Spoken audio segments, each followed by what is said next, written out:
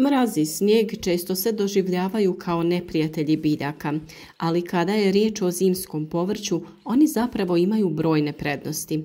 Biljke poput kelja, prokulica, mrkve, blitve i špinata evoluirale su kako bi se prilagodile hladnoći, a upravo mraz i snijeg im omogućavaju da u teškim uslovima sadrže visok nutritivni i okusni profil. Razumijevanje ovih učinaka korisno je i za vrtlara koji želi maksimizirati prinos i kvalitetu zimskog povrća.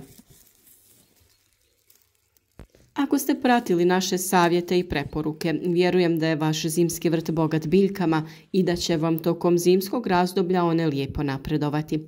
Pišite nam u komentarima koje su vaša iskustva sa uzgojem biljaka tokom zime. Vjerovali ili ne, naime, mraz uzrokuje fiziološke promjene u zimskom povrću koje imaju izravan utjecaj na njegov okus, otpornost i teksturu. Kada temperatura padne ispod nule, biljke reagiraju pretvaranjem škroba u šećere. Taj proces je prirodan odgovor na stres izazvan hladnoćom, jer šećeri snižavaju tačku smrzavanja stanica biljke, štiteći je od oštećenja uzrokovanih niskim temperaturama. Kao rezultat, povrće poput kelja, prokulica i mrkve postaje slađe i bogatije okusom, dok gorke note postaju manje izražene. Kelj i prokulice, povrće koje se često smatra gorkim, nakon mraza postaje nježnijeg i slađeg okusa, a mrkva, koja je prirodno slatka, također dobiva dodatni okusni sloj nakon što je izložena hladnoći. Blitva i špinac s druge strane postaju aromatičniji, a njihova se tekstura blago omekšava, što ih čini privlačnijima za konzumaciju u sirovom stanju ili laganom kuhanju. Ukupno gledano, mraz djeluje kao prirodni pojačivač okusa, čineći zimsko povrće ukusnijim i hranjivijim. Mraz također može doprinijeti zdravlju biljaka i smanjiti populaciju nametnika u vrtu, što je itekako poželjno. Naime, mnogi insekti i štetnici ne preživljavaju niske temperature, što smanjuje rizik od zaraze i štetnog djelovanja na povrće. Na taj način mraz pruža prirodnu zaštitu zimskom povrću, omogućujući mu da preživi zimu sa minimalnim napadima štetočina. Osim što poboljšava okus, mraz također može pomoći u očuvanju svježine povrća. Naime, hladnoća usporava djelovanje enzima u biljkama koji bi inače ubrzali proces propadanja, čime mraz produžuje trajanje svježine povrća i omogućuje njegovo brže skladištenje nakon berbe.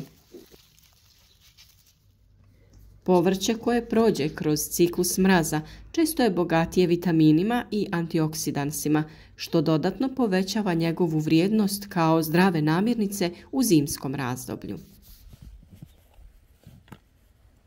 Kada smo saznali da nam je mraz vrlo koristan kod uzgoja našeg zimskog povrća i smanjenja broja štetočina, isto možemo da potvrdimo i za snježne padavine. Snijeg također ima svoje prednosti kada je u pitanju uzgoj zimskog povrća, osobito zbog njegovog učinka na zaštitu i stabilizaciju uslova u tlu. Na neki način snijeg djeluje kao prirodna deka koja štiti biljke od ekstremnih temperatura, istovremeno zadržavajući vlagu i poboljšavajući uslove za preživljavanje biljaka. Kada se snježni prekrivač formira preko tla i biljaka, on stvara sloj izolacije koji pomaže očuvanju stabilne temperature tla i sprječava duboko smrzavanje. Zbog toga biljke poput kelja, prokulica, poriluka i mrkve mogu preživjeti zimu bez oštećenja korijena. Izolacijski sloj snijega omogućava održavanje temperature tla iznad kritične tačke smrzavanja, čime se osigurava da biljke imaju povoljnije uslove za rast i razvoj. Snježni pokrivač pomaže očuvanju vlage u tlu, što je od ključne važnosti za zdravlje biljaka tokom zime.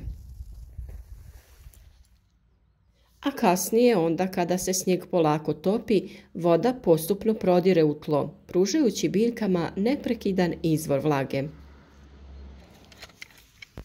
U sušnim zimskim uslovima, kada biljke teže apsorbiraju vodu iz zamrznutog tla, ova vlažnost koju snijeg pruža može biti presudna za zdravlje povrća. Redovita vlaga koju snijeg osigurava doprinosi očuvanju teksture i hranjivih tvari u povrću. Kao što smo rekli i za mraz, također hladnoća i snježni pokrivač smanjuju populaciju štetnika i insekata koji bi inače mogli ugroziti zimsko povrće. Mnogi štetnici, uključujući insekte koji napadaju korijenje i lišće biljaka, teško preživljavaju pod slojem snijega. Time se smanjuje potreba za bilo kakvim hemijskim ili prirodnim sredstvima za zaštitu biljaka, čime se osigurava ekološki prihvatljivi pristup uzgoja zimskog povrća. To je ono što svi želimo. Snijeg dodatno pomaže u očuvanju hranjivih sastojaka u zimskom povrću. Naime, osiguravanjem stabilnih i vlažnih uslova, on smanjuje gubitak vitamina i minerala koje bi biljke izgubile u sušnim zimskim uslovima. Tako snijeg pomaže biljkama da zadrže svoj nutritivni profil, što doprinosi boljoj kvaliteti povrća u proljeće. Samim tim možemo zaključiti da mraz i snijeg zajedno pružaju povoljne uslove za rast i održavanje zimskog povrća u vrtu. Mraz doprinosi prirodnom zaslađivanju povrća i suzbija štetnike, dok snijeg pruža zaštitu od ekstremnih hladnoća i pomaže u očuvanju vlage. Oba elementa zajedno omogućuju povrću da očuva hranjive sastojke i osigura visoku kvalitetu usjeva. Za uzgoj zimskog povrća najbolji su uslovi oni u kojima se mraz javlja povremeno, a snijeg formira deblji zaštitni sloj. Na taj način biljke dobivaju sve prednosti hladnoće bez rizika od smrzavanja korijena i gubitka vode. Ovakvi uslovi omogućuju zimskom povrću da razvije dublji i puniji okus, dok je istovremeno zaštićeno od surovih zimskih uslova. Vrtlari koji žele maksimalno iskoristiti učinak mraza i snijega na zimsko povrće mogu isprobati različite tehnike. Na primjer, malčiranje, o kojem smo već dosta govorili i koje je u našem vrtu neizostavno, može pomoći u očuvanju topline tla, a sadnja otpornijih sorti povrća može osigurati da biljke prežive čak i tokom vrlo hladnih zimskih dana. Također, planiranjem berbe nakon nekoliko dana mraza, vrtlari mogu osigurati povrće bogatije okusom i hranjivim tvarima. Mraz i snijeg, iako su povezani sa hladnim i često neprijateljskim uslovima za biljke, mogu biti blagotvorni za zimsko povrće. Kroz niz prirodnih procesa, povrće reagira na mraz stvaranjem šećera, što poboljšava njegov okus, dok snijeg djeluje kao zaštitni sloj koji čuva vlagu i štiti biljke od ekstremnih uslova. Zimski vrt koji je izložen mrazu i pokriven snijegom nudi ukusno, hranjivo i izdržljivo povrće koje obogaćuje vaš zimski jelovnik. Kao i uvijek, mi se trudimo naše iskustvo podijeliti sa vama i nadamo se da ste uspješni u uzgoju vaših omiljenih biljaka.